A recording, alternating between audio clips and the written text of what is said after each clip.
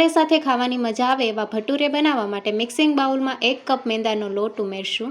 ભટુરે એકદમ ક્રિસ્પી બને તે માટે 2 ચમચી ઝીણો રવો ઉમેરશું.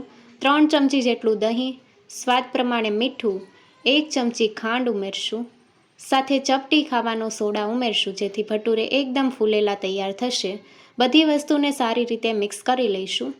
દહીં સાથે લોટ સારી રીતે મિક્સ થઈ ગયો છે. હવે જરૂર પ્રમાણે પાણી ઉમેરીને સોફ્ટ લોટ તૈયાર કરી લઈશું. થોડું પાણી ઉમેરીને ભટુરે માટેનો સોફ્ટ લોટ તૈયાર કરી લીધો છે. 1 ચમચી જેટલું તેલ ઉમેરીને 2 મિનિટ માટે મસળી લઈશું.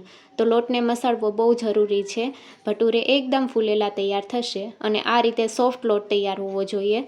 લોટને સારી રીતે ભેગો કરી લઈશું. એક બાઉલમાં કાઢી લઈશું અને ઢાંકણ ઢાંકીને 2 કલાક માટે સેટ થવા માટે મૂકી દઈશું. 2 કલાક જેવું થઈ ગયું છે. 1 ચમચી તેલ ઉમેરીને મિક્સ કરી લઈશું. ભટુરે માટેનો લોટ સેટ થઈ ગયો છે અને હવે આપણે ભટુરે જે સાઈઝના કરવા હોય એ સાઈઝના લુવા કરી લઈશું. લુવાને આંગળીની મદદથી પ્રેસ કરી લઈશું અને વધારે પડતી પાતળી આપણે પૂરી નથી કરવાની, થોડી થીક રાખવાની છે. તો આ રીતે આપણે ભટુરે તૈયાર કરી લીધું છે.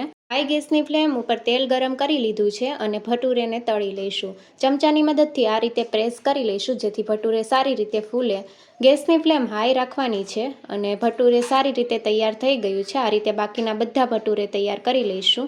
Thank you for watching.